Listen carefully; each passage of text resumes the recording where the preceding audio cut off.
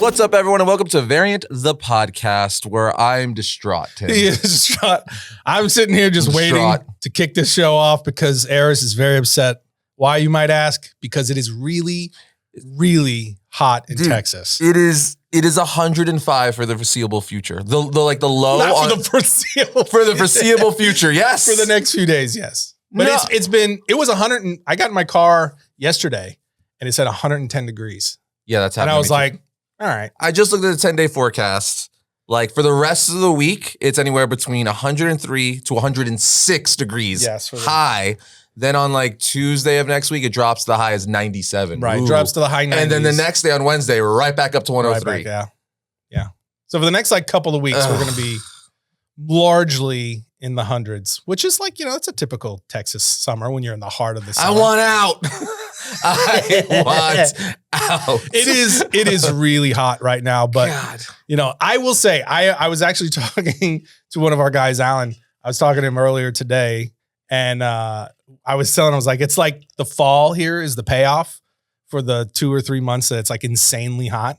Because then you get into the fall and the temperature drops so dramatically. It's like beautiful for like 6 months.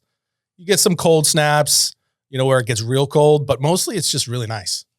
So it's like that's the payoff. No. The spring is really nice. Because then we go into actually we get like 9 months of like good weather. But then we go into the whole like, it's freezing. The freaking infrastructure here freezing, sucks. So it's like, we can't handle the cold. The last few years you're not going to have power. But it's only like snaps. So like we get like a couple of like freezing snaps. And then the last couple of years we've gotten like those ice storms. And then. You remember in 2012, it was our first full year here. And we had that first winter storm that we had never experienced in our lives. And everything just turned into marshmallows. Oh yeah, but the marshmallow world. See, that wasn't. But it was an ice storm, so it wasn't snow. It was just everything was covered in. That's another thing. It looked like I was in some kind of a video game where it mostly doesn't rain or snow. It's like the freaking ice, where it's like it doesn't turn into fluffiness. It's just sleet, and everyone's like, when the ice storms hit, hope you got groceries because if you drive, you're gonna die. So it's really. But also the thing Texas is known for, it's even more infuriating, is. It'll be 100 degrees in the daytime sometimes. By 4 o'clock in the afternoon, it's 60. It's like, and then people's allergies go in like haywire. Just in general. Like Texas is known for it like being like freezing this like for 1 hour. Not then 60s, the next hour it's like hot. Like it just changes so dramatically. I mean, right now, the legit temperature swings it's like 100 to 105 in the day. And then it's like 75 to 77 degrees at night. Yeah. And people's allergies are going crazy. It's actually really nice at night. No, I've been seeing like just go stand outside with the dog. There's like this reel or TikTok that went viral where it's like this guy opens the door at night and he's just drenched. So he's like, it's hot at night too? Because it's true. It's just that stale, gross heat. Yes. It feels like the way I described it the first time I came here, I flew in to check out some places in Dallas. And the way I described it to my wife is it feels like someone's just holding a blow dryer to your face. Yeah, no. For sure. You know what? In the summertime. That's what it feels like. I just went to San Diego Comic-Con, got back, San Diego, right? It's hot, but not like it's a different heat. It's not that dry. Like San Diego's beautiful pretty much year round. So I got used to that because I was there for a few days. Landed, waiting for my wife to pick me up at the airport. Outside, I'm like, there's the heat. And my body instantly was like, it wasn't like this in San Diego. Have you ever driven to the desert? Like in New Mexico or Arizona? No, I don't think so. Nevada? No. Oh, dude. It's amazing because when you get into Arizona, certain parts of Arizona, when you're crossing like from California and you get into Nevada and those areas, particularly I would say Nevada and Arizona, you get into places where like Death Valley and all that stuff, where there's signs before you enter certain areas and stretches. Turn back. Where they're like, don't run your air conditioner because your car can overheat. So make sure you have a full tank of gas and don't run your air conditioner like nonstop. You got to keep it above like the temperature at a certain point so it doesn't overwhelm your air conditioner. So because if your car breaks down, that's super, super dangerous. Everybody could die. So don't do that. Like there's signs. Is there a sign that says warning? If your car breaks down, super dangerous, everyone could die. Super dangerous. Everyone could die. And then there's skull and crossbones. But yeah, it's the weirdest thing. I drove through it a few years back and it's like, well, what do you do? Like if you, now I'm curious, if my car legitimately broke down in that stretch, Like, what's the game plan? Is our backup coming? You do is our flares that you can shoot up? And some like Desert Eagle comes in? A Little Rascals. What's the number for 911? All right, so that's why Arris is distraught. It's a good movie, okay? It is a good movie. Anyway, so what we are talking about today, we figured since we are in our third episode, full episode back, weekly episode, we would take questions from you guys because it has been quite a while since we've done so. So I went to the community page on our YouTube channel as well as Twitter. You guys sent over a bunch of questions, and I figure we could just kind of, I'm just going to hit Arris, and then he can just kind of like, start the conversation, and then we'll just go back and forth. This is just going to be questions from all of you. You guys actually came with some pretty good ones. There's quite a few. So let's see. I figured the best one that I saw as far as like something to start with is oh man, I'm sorry, but I am not going to try to pronounce your name because I don't want to butcher it. It might not be your name. It might just be a crazy handle. But the question is, why do you think writers keep disregarding Peter Parker's Spider-Man? And should Peter Parker's Spider-Man be laid to rest and have other spiders like Miles, Ben Reilly take over? I thought that was an interesting question because it sparked other thoughts for me that were kind of things that I had been thinking about for the last year or so that I haven't said really out loud yet that I probably will now. But your take first. Well, I don't know if they are necessarily disregarding him. He's very prominent in the books right now. Mm-hmm. He actually just got Doc Ock's arms, which is really, really cool. And now Doc Ock has a new set of tentacles, if you will. So he's been very controversial, I will say that. Like his new Spider-Man run, people have not been digging because they keep they keep taking stuff away from Peter. Like people just kind of feel bad. That's what I took from it. That's what you took from him? That's what I took as far as when he said disregarding. Like, why do you think they're minimizing him, taking things from him, elevating other spiders over him, things like that? It's over the last, little while, not necessarily just in the present. But it's kind of always been Peter's thing, I feel. Hence, like that's just Parker luck. Like that's literally a line he's had all the way back from like the day. So because when Stanley created him, he's been that character that's supposed to have like money problems, girl issues and all that stuff. So that they kind of just do that. And he goes on like, he'll get married to MJ and then they'll reboot it. He'll get taken away with Mephisto or something like that. But I don't know. I don't know if I don't feel that they do that much. Like I get what people are saying, like, especially in recent years, how they've not been letting him catch a break. But I wouldn't say that's necessarily to propel other characters. I think that's just certain writers because they were doing the same thing to Black Panther. Like Black Panther's last two runs, people, especially diehard Black Panther fans, have not been liking at all. No. So I don't think I would say the most recent one especially. Yeah. So I don't think it's necessarily Marvel trying to do that as well as it's just like the writers take they approve at that time, which I guess obviously Marvel has to approve. So I don't know. But I do think with the new generation with like Miles Morales, he's kind of like, he's definitely this era Spider-Man and he kind of relates more to this generation in the sense that like, he's from New York, he wears the Jordans and all that stuff. He's like, he's on social media. It's just like a more modern, younger, youthful Spider-Man where Parker he's like an adult now. He's no longer that teenager. Yeah. He's always, so I think that's probably a big reason for it. And then obviously the Spider-Verse movies just kick that into high gear because he is a really cool character. So that goes to my follow-up question. Do you think that these younger generations that are coming up, right, after you and I, do you think that they kind of cling to and relate more to Miles than Peter Parker, and Peter Parker is maybe becoming a little bit unrelatable for the newer generations and is more of the character for our generation and is going to at some point kind of trail off? I'd say currently that's kind of how they're doing it, but I don't think long-term, no, because it kind of goes in waves, right? So like legacy. I'm saying like the story, like do you think like the story backgrounds of the different characters and even where the characters have gone? Like Peter Parker's been around a really long time, right? Even Miles in the comics, he's kind of a young guy. Yeah. Peter, they play Peter relatively young, but he's been around a long time, so he kind of feels older. He does. And they play him as he's married, he's got kids, all that kind of stuff. Are they moving it in a direction, and is the character moving in a direction to where it's like it's going to be not as relatable to some of the younger generations, and they're going to kind of see themselves in Miles and some of these other characters more. In your opinion. I don't know. That's so weird. It's like a yes and no because it just really, it ebb and flows, right? Like with the MCU, Peter Parker, very young, like, hey, Mr. Stark, like youthful Spider-Man. That's the one we could all relate to. In the comics right now, Parker is older and, you know, they got the younger ones like Spider-Gwen and Miles and stuff like that. So, but I think it's only a matter of time because as we know, every few years, Marvel's like, or DC comic books are like, let's reboot. And they might take Parker back to a more youthful state and stuff like that. But I think in general, Peter will always be the most popular Spider-Man just because he's the legacy character. He's Peter Parker. You know what I mean? Like I don't think, to answer what you're saying earlier, I don't think he'll go away and people will be like, you know, like we don't like him as much as Miles Morales and stuff like that. You always have a section of the fandom that likes this character more than that character. But I think overall, like Spider-Man will always be Peter Parker.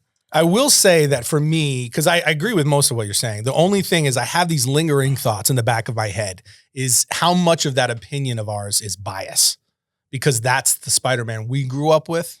That's the Spider-Man but Spider-Man was way before both of us. Oh, no doubt. But we grew up on Peter, though. Yeah. In cartoon form, in movie form, in comic form. Even though he way precedes us, it's still our our Spider-Man too. Right. Yeah. So it's our generation Spider-Man, just like it was those who become before us. Since then, however, the Spider-Verse has really expanded. You're saying there was no one to really compete with Peter back then? Not in any serious way. Yeah. Right. It was still Peter Parker. Well, that's changed as we got older. Right. Yeah, and then other characters were introduced, you know, while we were growing up, but they really kind of took off during these next generations. Yeah. So I'm wondering if that will hold. Because everything evolves. Everything changes over time. Nothing stays the same forever. And that leads to the thing that I have been thinking for the past year, and I wanted to get your take on it, is because, I mean, as far as the rest of this goes, I kind of agree with most of what you said, but I've just been thinking about the bias part. And the thing I've been thinking about beyond that is, at what point should one or both of the major publishers embark on a series of epic conclusion stories for the legacy characters, put them to bed, literally kill them off? Either they die in glory, they end, and it's a brand new wave. Because, like, you look at the condition of comics as a whole, right? The position that and the direction that comics are going, where there's this kind of sense of like, are comics starting to fade? Is anime overtaking? Where's the originality? Stuff like this, right? All these debates and conversations that are going on, a lot of it's surrounding numbers and sales and blah, blah, blah. It's like, well, at what point, because nothing can ever stay the same forever, at what point do you go, we've told every story that you can possibly tell with these individual characters. It's becoming not just redundant, it's getting a little bit ridiculous at some points. Kind of like, how overpowered can you make characters to try and make them more compelling or to do something new? How many different ways can you tell the same story with the same characters and or villains? Right. At what point do you say, we've told all the stories that we can tell with these characters, it's time to reset and introduce new characters that we can tell new stories with in a that feels fresh, it feels new, and it's for a new time, and move that on? Because even just from a fan standpoint, I think it would be really compelling for a publisher to say, we are bringing all legacy characters to an end, and we're embarking on a 2-year event that is going to lead to the end of the line for every legacy character, you know, that you're familiar with, like all the Avengers and so forth. Just say in the case of Marvel. And all of them are going to come to the end of the line, and their successor is going to be announced. And from then on, it's just new stories, new characters. And I would love to see that be followed by new characters introduced, not even just characters that also already exist, but they just haven't been around as long, but actual new characters get introduced, and them have to think that process through of like, what might that look like, and what characters might step up and become the hero. things like that and make it feel like something actually happened. Because that's one of the problems we always talk about with comics, right? Anytime a character dies, they kill these characters off left and right. Case in point, just happened with Miss Marvel. Everybody made this big to-do. Oh, how could they kill Miss Marvel off when this, that, and the other thing? And they killed her in the comic. She was back like a month later. Mm-hmm. They've already resurrected her, and she's got more power than she had before. And that happens. So now whenever they tell a story where something that should be compelling and impactful for that particular character, particularly the famous ones, like the really popular characters, nobody even but bats an eye. It's not compelling. It's not interesting because like, oh, they're going to be back in a month. It doesn't mean anything. Like right now, the Justice League is supposed to be dead. And everybody knows like, yeah, but that's just for like 5 months. It's for a year, and then they'll be back. Yeah, I don't think you could permanently kill the legacy characters off, though, because you kind of be killing. That's money. Like I hear you, and that's part of my thinking is how much of that thinking is our bias, though, is because we grew up on those characters. We love those characters. They're great characters, but at some point, how many different stories can you really tell with the exact same characters? Well, before it just becomes you dull the nerve. And nobody really is interested anymore because it's like this is the same thing, just kind of slightly altered. But it kind of just like resets, right? Because it's for a new generation. Because by the time we'll be dead and gone, and they'll just be telling you stories again for the next generation. You know what I mean? So it'll be new like every 2 generations or so. You know what I mean? Yeah. I mean, I'm curious because I'm not 100% sure, especially because of the way technology is changing things, the way that we're consuming entertainment is changing things. It's just so much of the comic space is still, as far as who's spending the money, it's still our generation is the dominant force. For now. Yeah. Mm-hmm. For now. But that's different than in the past. Yeah. It'll be, I mean, again, because the companies would be gambling on. Because no company, whether it's Warner Brothers, Disney, it would be a risk. For sure. There's no way that the cash flow that would instantly stop. Because imagine if tomorrow they said, "Oh, we're no longer doing Peter Parker stories or Steve Rogers, Captain America, or whatever." It's like, say what? Like you never, and then you just have to accept whoever this new character is taking on the mantle. It would be definitely a gamble, and that's why I don't think it'll ever happen. Yeah, because it's money. Ultimately, they're going to look at this from the lens of money. But however, as a creator, I can also say that type of thinking when you're basing everything on money, and I think we're actually seeing it play out right now with the MCU, and we've been watching it play out in terms of Warner Brothers and DC films, is when you put money first and you make your decisions creatively based on whatever trendy thing or whatever you think is going to make money, oftentimes it leads to creative laziness. And it leads to bad storytelling, which in turn gets just rejected by the audiences, and you wind up shooting yourself in the foot. It becomes counterproductive at some point. Yeah, I also think though they're like people don't really mind repetitiveness that much because like what's like the standard? They say there's only really like 2 or 3 different stories you could even tell. Yeah, and you just do it in different ways. Like you disguise it and do it different ways, but it's root of the story is pretty much the same thing, right? Yeah. So it's like it's kind of like that where. You're never really going to get tired of it because then you would get tired of like, people say Avatar is Pocahontas because they're very, very similar, but they're 2 different movies and Avatar is extremely successful. Pocahontas is another, iconic, story and film. So I don't think people necessarily get tired of it as long as they're compelling. Well, like Avatar, I would go back to my original point, which is that Avatar, the reason that works and the people are willing to overlook the fact that it's like, okay, this is like Pocahontas is because they're new characters. It's a whole new world. It's new world, new characters, this new story, this new, not just individual characters, but this entire race of beings with a backstory and all the stuff that people are able to explore, seeking and like, oh, around the corner, there might be something new. I've never seen this before. Mm-hmm. I recognize elements of the story that are familiar, which gives me a sense of connection. But that's kind of like the whole Elseworlds or, what if stories with Marvel, right? Mm-hmm. Or DC, where you have like Ultimate Spider-Man, it's Peter Parker, but it's a different version of Peter Parker. Spider-Verse, kind of the same thing. It's just alternate versions of either a Peter Parker Spider-Man or someone else. And, DC's got the Elseworlds. So you're still getting these different takes, which I think is what moves it forward. And a lot of the fan favorite stories are the stories that are not even in continuity. I can see this whole idea is depressing you. No, like a lot, like a lot of them, like think about it, this would be awful. Oh, it would be terrible. But like I think you can have your cake and eat it too. it's because again, with Elseworlds and all that stuff, you can get your different takes. You could have your Injustice Batman or whatever, your Superman that kills or Batman that kills, and still have your main thing. And a lot of times, like Injustice Universe has proved, that even becomes more popular than the main stuff.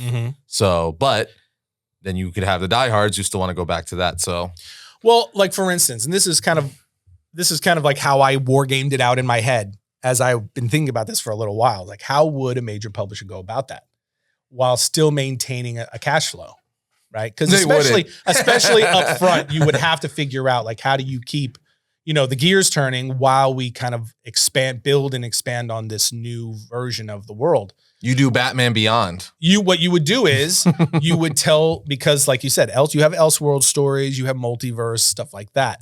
I would personally look to do something like Elseworld stories, but within proper time horizons. So I would tell stories about Batman prior to his death that fill in gaps, or Elseworld stories that are separate, but it's clear there's a time delineation. So it's kind of like what Star Wars is. Very similar. So but it's like past this timeline, he doesn't exist. He died. And everything past that. So you would have the main, let's say Marvel again, 616. You would have the main universe, right? And everything that passes this point, all the new stories, all the new events, everything is in, because you could even insert like how those deaths infected or, just overall affected the story of each individual character, the successors of the individual heroes, but also the universe as a whole. You would have opportunities to memorialize those characters and show like the repercussions of their life and death. Like all these different things you can incorporate into this new story while still here and there inserting like Elseworld stories or things that happened prior to their death, things that fill in gaps. It is an interesting... Especially if you launch the new characters during that 2-year type event, where you're telling the last stories of those individual characters, because you're giving yourself a lot of time to build something new, continuing to make money while introducing, the ends of these characters. It is an interesting thing, but like it's madness to never go back to those characters.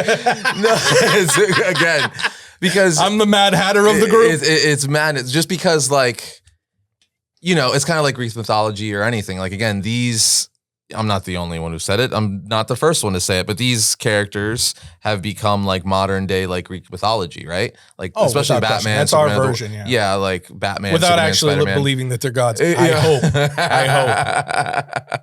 But so it's one of those things where it's a timeless story where even if you were for 5 years, be like, you're not getting a single Clark Kent Superman story. That would it would be building and building and be like, okay, so when they finally do, it would just blow the roofs off because people have waited like a decade for this now. Because people are always going to want to long for the original thing. It's why you could give. But for how long though? I mean, because if you introduce a whole new thing, but who's going to stick it out just to stick it out? Like just because the new generations will. But I think the new generations will inherently especially when we're talking about comic books, will know where their lineage is linked to. So if you're a purist, as one would say, you still would want to know about like, oh, well, Peter's the first. Yeah, and you would still have that. And you could even still continue to play with it in animated and in live action form. Like you'll still have that capability. I'm talking about purely in the comics. Oh, purely getting rid of them in the comic books? Yeah, no. Yeah, just in comics. But I feel like that's even worse because then that's where the real pure. That's the reason why people get pissed off about the movies, because of the comic book nerds. I'm purely talking about if American comics want to find sustainability going into the next 20, 30, 40 years. I just am wondering, like, how do you continue to tell what may end? It's becoming a common theme in what you're hearing from people, a redundancy of storytelling with the same characters. How long can you actually sustain that? Forever. You know what I mean? It's like, I look at it forever. The bias is real. So, but just like, because I think as a Tolkien fan, my daughter doesn't know a quarter of all the Spider-Man. They're going to be new to her. Okay, they're going to be new. That's not fair. That's cheating. She grew up in your house. So, but I think of like as a Tolkien fan, right? I think of as someone who absolutely loves just being completely immersed in the Middle Earth and the entire world that he built. I think to myself, would he still be writing stories about Middle Earth, 50, 60 years later, and I don't think he would. I think he would have told a certain amount of that story, and he would have said, this is the story of that world, and it would have, this is it, and you just you revisit it. Now, comics obviously is different. It's different. It's very, very, it's actually one of the few forms of media or art forms that is so perpetually ongoing. Like there's no, every movie trilogy comes to an end. TV series comes to, even something like Friends that went 10 seasons. Sure. Years and years, but it came to an end. Yeah. Comic books, we're on deck since 1939, Superman, if you want to say that's the start. We've been on decades and it's still going and going with no end in sight. So it's one of the rare and kind of only because even video games and stuff come to an end. Well, yeah. Video games are kind of more. They're a newer art form, but they're even Mortal Kombat's rebooting right now. Yeah. So it's kind of in line with the comic books. Yeah, and the same characters. There's similarities in that, you'll have Call of Duty. Yeah. Point is, you have comic books is very rare in that it's so perpetually ongoing that there's not an end. It has had it has really had a long lifespan. Yeah. But again, just because it's had a longer lifespan than most forms of modern entertainment that we're familiar with, it doesn't mean that it will go on for eternity. Just because, and again, I think you're starting to see some of that wear because you already had seen some of that fall off go on in comics prior to the emergence of the live action, the new golden age, which was really introduced from Marvel, right? And some of these live action films. You can go back all the way to Superman in the 70s, Tim Burton's Batman. Talking about the golden age of superhero films? But this kind of new second golden age of comic storytelling was really kicked into high gear by the MCU. Yeah. Do you agree with that? I think everyone. Oh, for sure. Yeah. So Blade really set it off. Let's yeah. That's again, there was movies that sprinkled in that were popular, people liked and stuff like that. But it was really once the MCU started telling this multifaceted, coherent storyline across multiple different characters and movies and so forth that it just took things to another stratosphere. For sure. Comic-Cons exploded. It just went really bonkers. Prior to that, there was a lot of serious ups and downs in the comic industry, right? Where there was many instances where they weren't sure if they were going to survive, just financially. Again, Blade saved Marvel. Yeah. So there's a lot of different examples of that. Same thing at DC, right? So at what point, so now if you get to a place where you're starting to see this kind of lull on the live action side, the very thing that was kind of your nitrous that was fueling your industry, and that starts to wane in any serious way, what do you do? And I'm talking about, again, purely on the comic side, because the film and TV is has been feeding the comic side, the interest in the comic side. Now, I'm not talking about diehards. The diehards are always going to be there. If you're DC, you hire Jeff Johns again to fix it like he did for Doomsday Clock, and don't ruin it this time after Doomsday Clock. That's not going to happen. So plan B. He was at San Diego? No, was he? He was there just, walking. I'm sure he had his meetings and stuff like that. He wasn't on a panel or anything. He was wearing a Heisenberg mask. But he was there, and I was like, oh my God, it's Jeff Johns. He's one of the few. Did you see him? Not personally. My buddy saw him at a restaurant and took a picture with him. Oh, okay. But he's one of the few. Him and Jim Lee are one of the few who I've never got a chance to meet in person yet. Yeah. They've eluded me. No, we met Jim. No, we didn't. Yeah, we did. We had that one DC meeting we went to. We met him very briefly. Yeah, but it was that was we didn't sit down with him. Yeah, that's not no. That's Oh, we did meet him. But that's not the same. You know what I mean? Whatever. But so your take is, well, and I would agree with the part that it's probably never going to happen, but you would disagree that it should happen. Yes. Okay. Hard disagree. No, don't touch my people, my characters. Craziness over here getting rid of. All right, Bruce let's move on. Clark and Pete. Let's move on. What is this? Let's move on to the next question, shall we? Next thing you know, you want to reboot Santa Claus. Let's get rid of Kris Kringle. Look at this, just in line with what you just brought up. Have you read Jeff Johns' JSA run? Yes, obviously we've been covering it on the channel, so that just means you're not watching the channel. So thanks for exposing yourself right here on the podcast. Appreciate you. Now, but the next part of the question is, who is your favorite JSA character? This is an easy one for me. Yeah, I already know it's probably going to be. I already know what yours is, which is kind of my go-to. It's probably Dr. Fate. It's for you, without question. So I'm going. That was probably my go-to, but I'm gonna go Jay Garrick Flash. Oh wow, Jay Garrick Flash. You're gonna pull a left turn. Yeah, because just to be different, because I'd probably say Dr. Fate, but I don't want to give the same answer. But I love the original speedster Jay Garrick, and also Alan Scott Green Lantern. That's just they're like the OG. So especially I like how Jay as a character, he's always like that father figure.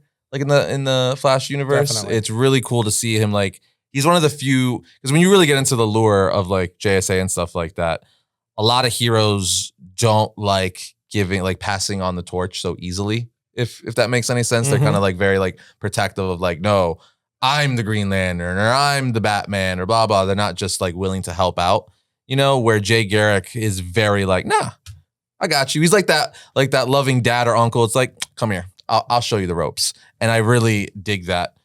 If you read him a lot, you get that vibe too. But I like that he's just very willing to help out like all of his successors, whether it be Barry, Wally, Bart, or any of the other speedsters. He's kind of like the Mufasa of the Flash.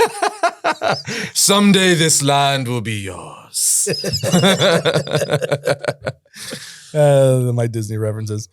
All right, I think that was a solid answer. Mine is an easy one. It's just Dr. Fate. I freaking love Dr. Fate. I love his backstory. I love the character, the way he's portrayed. I love his power set. That's one of my Pierce guys. Pierce Brosnan. Listen, man, don't even get me started on that. He was done dirty. Man, he was a perfect casting. He was such a great casting. It was just so poorly used. Okay, so next question is coming from Derek G on Twitter. Love Derek you guys. G. Longtime follower, first time replier. He's a G. That is the most radio answer. Did he say first time what? Yeah. Love you guys. Longtime follower, first time replier. Hey, love you back, brother. Woo, woo, woo. Yeah. He says, Derek wants to know, do you believe in what Bob Iger said about how the MCU shows are interfering with the quality of the MCU movies? Yes. Simple. Yeah. Yes. No, I think I just went on a rant with this recently. I think the Disney Plus Marvel shows are actually probably the worst thing to happen to the Marvel Cinematic Universe, in the sense that they got in over their head. Like, I think they just, because Feige, obviously, the head of, Marvel Studios, did a great job clearly the first 10 years, but it's because we were getting like, what, 2 to 3, well, at the beginning, 1 to 2 movies a year. It was 1. Yeah, well, I'm just saying as it ramped up. And they were really scattered at first. Initially, they were really scattered. Iron Man and Hulk came out the 2008. I think they both came out the same year. Yeah, but they didn't really consider, that was before Disney. What? The Iron Man and the Hulk. The Edward Norton Hulk? No, that had a freaking Easter egg and everything into the MCU. No, I'm saying it was still the MCU, but it was Disney didn't own it at that point. Oh, yeah, Disney That was prior to Disney taking over Marvel. Oh, yeah. It really launching into kind of this whole, where everyone fully understood that these things were connected. That's what I'm talking about. Like the first, 10 years or whatever, just in general, like it slowly ramped up. And even at its peak, it was like 3 films a year, but no shows. Then when Disney Plus comes, now you're having 3 films a year. I think even 4 at one point, and like 3 shows. So it was just too much for people to like keep up with and stuff. And then even I think on Logistica on their end, like you have so many like directors and creatives wanting to do their own thing in this, but it all has to fit cohesively. And it just was very loose. And that's why you got a lot of projects that like this lives on its own, which is cool and stuff. But at the same time, when it comes time to rope it back in, a lot of times it felt weird, where it's like, well, where's Moon Knight going to show up now? We know he's in the universe, but that doesn't really fit. And then they were even telling stories that like I felt, because that was one of the things Feige said, where it's in the shows, you could explore stories you don't have time to explore on screen. But like when you break that down, what that really means is you have time to explore. Because if you're willing to take it out of a film, it's clearly not the good stuff, right? Oh yeah. So that sounds horrible, but if it's not going to make it into a feature blockbuster film, that means it's like a B story, right? That's not as cool, or something that isn't the main story, right? Yeah. And that didn't translate a lot of the time in the Disney Plus shows. I felt like I would actually say I think they're really 50-50 with their shows. Like across the board? I would say it's less than 50-50. Oh, yeah. I guess that'll come down to a matter of opinion. But I think it's all subjective. Yeah. I don't know. It's just too much. And they got away from because they were never building to anything too, right? With phase 4 and 5, it felt like the first 10 years, like, oh, Thanos, all this stuff, the Avengers, like you're building to the Avengers. Awesome. They first assembled. Everyone's losing their minds. Then after that, you're like, oh, Thanos, we're going to get the Infinity Gauntlet. It all built to that. And like Cap had a really good arc. Robert Downey Jr. had a really good arc. They threw Black Widow in there, and the way she weaved in there with like Cap and Bucky, like everything was just so great. And her relationship with Clint Barton, Hawkeye, and vice versa, and all that stuff. And they paid a lot of that stuff off in some of the Disney Plus shows. Like I still think Hawkeye is one of the better ones, and not talked about nearly enough. But I think overall it was just kind of like we need to introduce new characters because we just got rid of a bunch, so we need new ones. Let's hope they stick. And it got rushed. I honestly think another part of the problem may have been that because you have so many different characters, or not characters, creators involved now, and because you need all these different directors for the various properties because there's so many things going on that each creator wants to do something new and fun. They want a big reveal for their particular project, right? For sure. Which means you've got to come up with something clever or whatever. You can't just tell a singular story. You know, I would say Falcon and Winter Soldier was one example where they largely did that. They really didn't introduce a lot new. They just kind of introduced new elements for characters we're already familiar with. But most of the shows, like I would say She-Hulk, for instance, is a great example where they introduced Scar at the end. And it's like, first of all, that was just it felt so half-baked. It just felt so slapped He's in Hulk's there. son. And it looked terrible. It felt terrible for anyone who likes those stories like me. And it's like, are we actually ever going to see that character again? Are we going to see that character become anything? Yeah, in 5 years. Yeah, it's right. So I think that also has played a role. Is there's too many cooks in the kitchen, just from the Disney brass on the executive side who have their own kind of agendas. You know, from in terms of like money making and so on, to, you know, this just so many different directors and producers and stuff like that. It's like anything when it makes a certain amount of money rather. Well, it just expands way and it becomes bloated and it winds up kind of collapsing under its own weight at some point. I think with Disney Plus too, they got too much on the because one of the things they pushed and they were pushed early on and very vocal about was like every movie feels different. Like Ant-Man is a heist movie.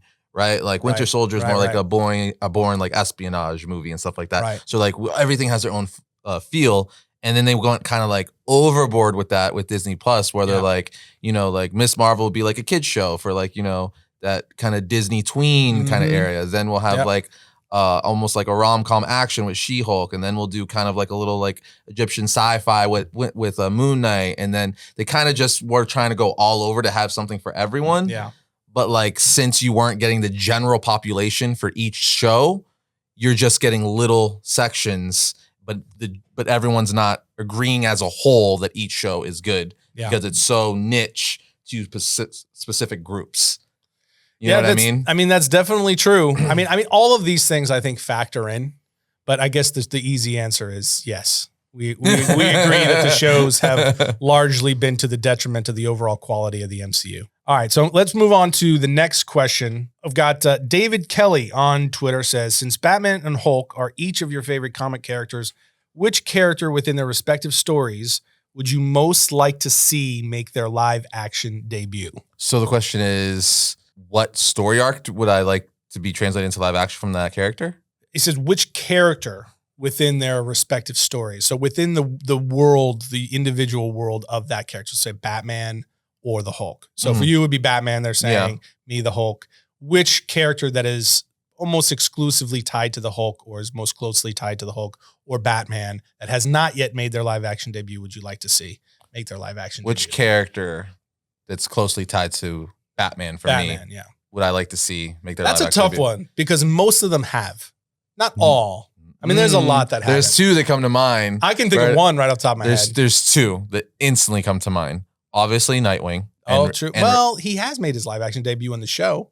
Where? In Titans. Oh, okay, I guess. That doesn't count because that's not the best interpretation of the character. But that will be the argument. Okay, fine. So I guess I can't say Red Hood either because he was portrayed in live action in that show, Titans as well, but also not the best take on the character. All right. All of the heroes pretty much have. Yes. That's lame. But I can think of two really good villains right off the top of my head. I'm trying to go heroes. Yeah. Heroes are going to be hard because most of them have in either television or film. Barbara's been, I mean, Damian has not, but he's gonna.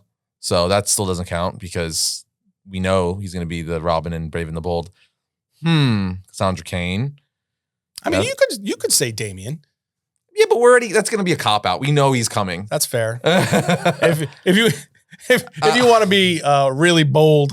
All right, so I guess I will go villains because technically Nightwing, Red Hood, and all the Bat family has appeared in some form. Done. But it sucks that it's like either been like CW or true. Titans where it's not. It is totally. I want a good Nightwing and a good Red Hood. Yeah, now, how are you gonna? No offense to anyone who played. I just want a proper blockbuster version of Red Hood and Nightwing. Anyway, we're gonna get a lot of comments on that one. We are. No hate to any of the actors, anyone on that. I'm just saying I just want, want it on the big screen. I guess I'll go villain then, which is easy. I'm gonna go Mad Hatter and Clayface. Wow, you picked one. I was surprised you went Mad Hatter. I thought you were gonna Mad Hatter. I thought we were gonna be identical. Jarvis Tech would be awesome. Mad Hatter. I love Mad Hatter. Mad Hatter is one of my favorite freaking Batman villains. Yeah, no. So that was one of my two. Mm-hmm. And you said Clayface. Clayface is another great one. Like, think how creepy, especially in Matt Reeves' verse. Like kind of also like the doll. What was it? I'm having a brain fart. Dollmaker. The Dollmaker. Thank you. Oh, that would be great. Ugh. Yeah, that's the one that's nightmarish. I'm like, if you want to get like horror with Batman, Dollmaker would be. Even the name is like Dollmaker. Why is her name Dollmaker? What is she makes dolls? Human dolls. Yeah. But no, Jarvis would be awesome because like I'm just thinking in my head, especially in the Matt Reeves verse, any verse, I would even like a more like fantastical Batman animated style. Oh yeah. Jarvis, that I would want that for everything. Just do Batman animated live action. It's all there for you. Dini has done it. Freaking Bruce Timm. The blueprints makes your job easier, Hollywood. But anyway, like the fact that it would be this crazy guy who invented like a chip who like, abducts girls or a girl to make her think she's Alice and like get real creepy, and you can get homicidal with that if you wanted to go like really dark Riddler's Matt Reeves style with it. And Clayface is he's kind of rumored, not confirmed. He is rumored to be getting something. And I mean, that's just awesome too. Like it's about time we get a Batman villain live action that's fantastical, if you will, not like a ground level like Riddler or Deathstroke or Joker, like someone who's like got superpowers and is going up against Batman. We haven't really seen that live action yet. The other one that came to mind was Man-Bat. Oh, that would be cool too. That would be cool. If you did like, because you could go almost like a Dracula-esque. You can make that creepy, and it's kind of direction with it. It's the mirror nightmare version of Batman too. Exactly. Literally, it's named backwards. There's so many different cool elements that you could do to introduce mystery and kind of like a really dark edge to it. That could be cool. That would be something else. So on the Hulk side, I would say right off the top of my head, I would immediately say MODOK.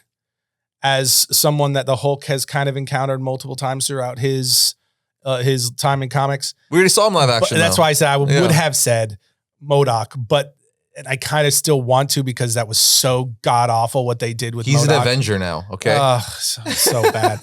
But I'll like you with Nightwing. I'll take that off the table. So I would say of everything, I think I would like to see them do. I want to say the Red King.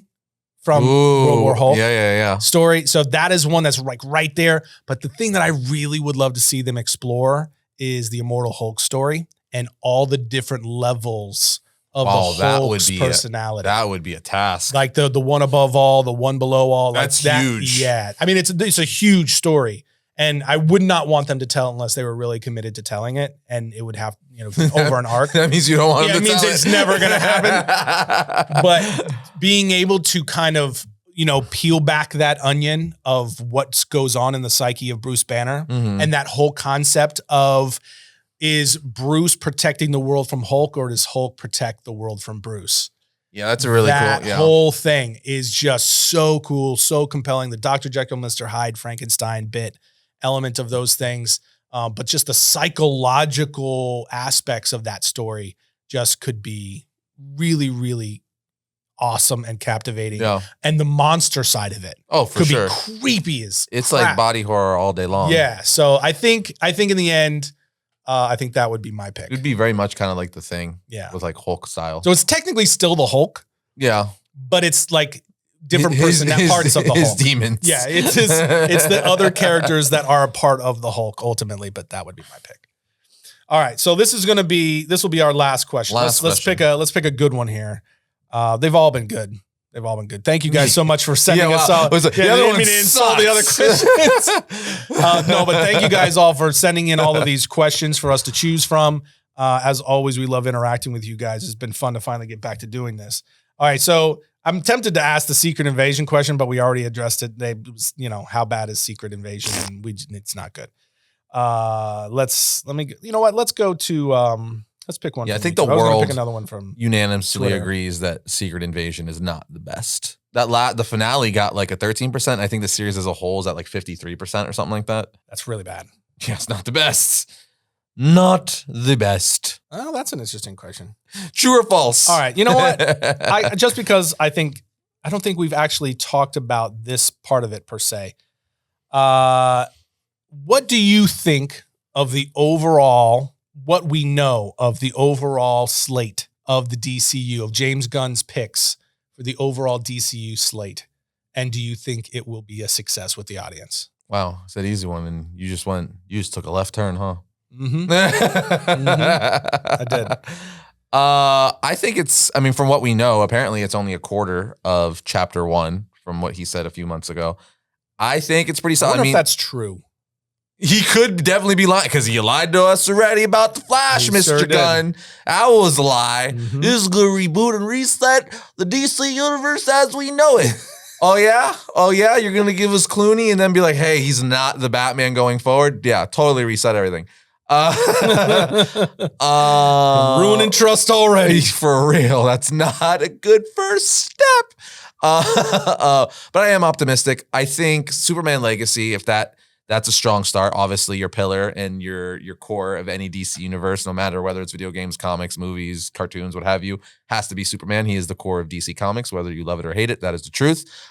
Then Batman Brave and the Bold, obviously he is another big piece. He would be the right hand to the Jesus Christ of Superman, if you will. And then we got an Amazon show showing that they're going to do more Wonder Woman stuff. So it's apparently going to be a prequel. So we already got the Trinity lined up for projects. Well, do you want me to read the exact list? Yes. So far I got Legacy, Brave and the Bold, and Wonder Woman. So it's chapter 1. That's what they announced. Chapter 1, yep. Gods and Monsters. Mm-hmm. So we're first getting Superman Legacy, as you said. Then we're getting The Authority. That's cool. Then we're getting The Brave and the Bold. Heck yeah. Also a film. Supergirl, Woman of Tomorrow. If they do it like the comic book, that'll be amazing. Yep. And also received really well if it's done. Yeah. When they announced that, because the book was very good. Like I believe it was Tom King. It was received very well. And that announcement spiked that issue one big time, a lot. So then after that, you've got Swamp Thing. Heck yeah. The return of Swamp Thing, which I think a lot of people will be looking to see some redemption for Swamp Thing. Mangold, it's going to be horror for sure. The Elseworlds Batman Part 2 with Matt Reeves Batman. Reeves, heck yeah. Batman. Then Creature Commandos, the Max television show. That's actually the first one they're releasing, which is funny. Is it the first one? That's what Gunn said. He said that'll be the first one. Release date. And then Superman Summer Legacy. 2025. That was how old is that list though? Let's see. Because things have been getting shoveled around like crazy. What a shock. Oh yeah, this is when they first announced. Okay, yeah. So because he recently said that see if I can find an updated announce or launch. I mean, I guess it doesn't really matter as far as when they're released, as far as the projects themselves. You're right, it does. Yeah. So going back to it, Woman of Tomorrow, Brave and the Bold, Swamp Thing, The Authority, which I think is actually one of the more interesting ones, the selections that they kind of like that in Creature Commandos. He loves taking those obscure characters and trying to make them like, that's like his MO. Yeah, fan favorites. Paradise Lost, which is the Wonder Woman Amazon's television series. You were talking about Booster Gold. Oh, that's right. Booster Gold and Green Lantern, right? These Booster Gold, Creature Commanders, Waller, I forgot about that one. And as you just said, Lanterns, which is going to be that's extreme. Some sort of a spin on the Green Lantern series, I assume. That is extremely solid. That's not even the whole chapter 1. But he said again that we know of. That's a quarter of what they have planned. I can't see that ending up being true though, because that's already a really like big slate. Yeah, I mean, you got, if you're a DC fan, you got a new Superman, a new Batman and Robin. You finally got a Booster Gold. We're getting a Swamp Thing. You're getting more Wonder Woman. You're getting Green Lanterns, which we wanted since Ryan Reynolds' travesty, which even he makes fun of. The return of Supergirl. Creature Commandos, which is all new. That'll be fun. It kind of gives you a start like Guardians of the Galaxy, where not many people know them, so they can kind of do whatever they want. And Creature Commandos, same thing. So I think that's, and then Waller, which he said and will the Authority, yeah. He said Waller will kind of be like almost like a loose season 2 of Peacemaker in that sense. It's going to be very closely tied to obviously his Suicide Squad movie, of course. Peacemaker, which is like, Peacemaker is probably top 2 favorite things DC has done live action in the last several years. So then of that list, what would you say is, what do you think, give me the top 3. What do you think is like the top 3 most anticipated, you think like this is going to set it off? This is. I think the things that'll, like always, it's so generic, but the thing that's going to make or break it is going to be Superman, Batman, which would be Brave and the Bold, and then I would throw in Green Lanterns. I think if those hit, you're good. If they don't hit, people are going to get very worried.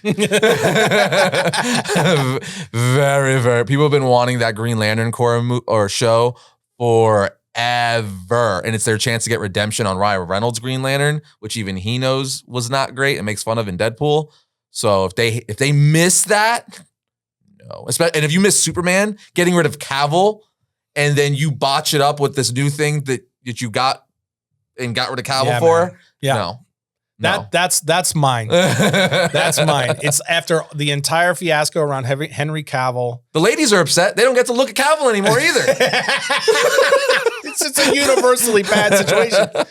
I think after everything that happened with Henry Cavill and Superman, and just even the storytelling aspect of it around Superman, I think you've got to nail that one. I think that's the one. You've got to get that one right. If you get that one right. And it's also the first one too. Yeah. The first live action thing they're doing. Film, so it's setting the tone. And it's written and directed by the CEO of DC Studios, James Gunn, or co-CEO. Yeah. So and if they get that right, I think that there will be a lot more, the audience will be a lot more forgiving on some of these others. His casting is pretty, I mean, I don't know too much about Not too forgiving. Yeah. You got to make good quality content across the board. The casting for Superman has been pretty dope thus far. I and think the fact that we're getting Guy Gardner in there, we're getting Mr. Terrific and all that stuff, a Hawk Girl. Which I think is interesting about the Guy Gardner part, because it's going to be like, how is that going to lead into Lanterns? That's true. Mm-hmm. And you know what we need though? There's people have been like, this has been a rumor, but I want it to be true. Brendan Fraser as Pa Kent. Yes, we've talked about that. That would be. Because Brendan Fraser is just such a lovable guy. Yeah, he's like perpetually crying and like, anyway, like in a sweet way. He's just happy to be alive. He's like, you say one nice thing, he's like, "Why stop it?" But that's like kind of how you want. I just want to know I did one good thing. That movie was great, but like I totally see him nailing like that, like loving father who just wants to like see his son be accepted in this world. Yeah. Like that's totally up his alley. He does empathy really, really well. Yes. So, which is funny because it's Tarzan. Like tough. Or George, that's Tarzan. Well, like tough empathy. It's what, he does empathy, and he does also tough empathy really well. He did, he played like the hero and things like The Mummy. Yeah. But then he's played the more empathetic character in several other roles. And George. Yeah. Watch out for that tree. The jungle. Yeah. So that I think that if you get Superman right, but I do think some of these other, I also think that like at least one of these other stories that they're telling, because everyone is going to automatically expect Superman. Everyone's going to automatically expect the Brave and the Bold, the Wonder Woman stuff. They're going to expect like, you got to put your best foot forward on those because those are the big characters, right? But I think people are going to be watching to see like, okay, well, what are you going to do with stuff like the Authority? But I think people are going to be more accepting of that because no one's going to have any preconceived, notion going in. Yeah, but I think people really are looking for something new. Yeah, they're looking for something new on top of, we want to see you tell good stories with the characters we like, but people are looking for something fresh. Something cool. Something new, fresh. And I think that will go along. If they can nail one or two of those, that will go a long way to establishing a really positive footing for the DCU. It's kind of like what he did with the Guardians, where they were not correct household names before. Yep. And then he did it hit. So yeah, he's the guy to do it with. He loves pulling, even we see him in Suicide Squad, Peacemaker, he loves pulling those kind of more D-list, C-list characters and making them really cool. Yeah. But that wraps up our questions. Yes. There's a lot more, guys. There's a lot more questions, and we gotta do rapid fire next time. We're gonna do this. We're gonna do this again. We'll do this again next month. We'll do this. Maybe try and do this. I think we did that in the past. Yeah. We're like minute on the clock. You can't rant for more than a minute. This is just get through them quicker. Yes, we did. So we'll probably get back. We'll probably try and do this at least once a month. And maybe what we'll do is we'll make it like, one half of the podcast, and we'll just do rapid fire questions. So we'll be back to get more questions from you guys here in the near future. But that pretty much wraps it up, my dude. Yep. So with that said, we'll see you next time when we talk about all things comics.